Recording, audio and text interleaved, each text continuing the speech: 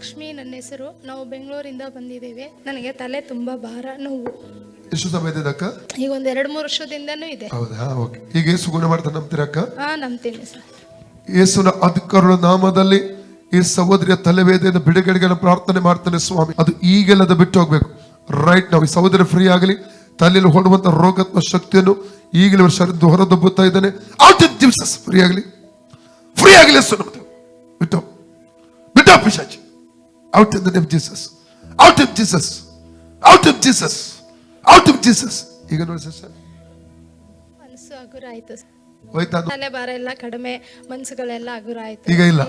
ಯಾರು ಗುಣ ಮಾಡಿದ್ರು? ಯೇಸುವೇ ನನಗೆ ಸೌಖ್ಯ ಕೊಟ್ಟದಕ್ಕಾಗಿ, ಯೇಸು ನನಗೆ ಸೈಜ ಕೊಟ್ಟದಕ್ಕಾಗಿ ನನಗೆ ಸ್ತೋತ್ರ. ಸ್ವತಂತ್ರ. ಓಕೆ ಅಕ್ಕ, ಓಕೆ.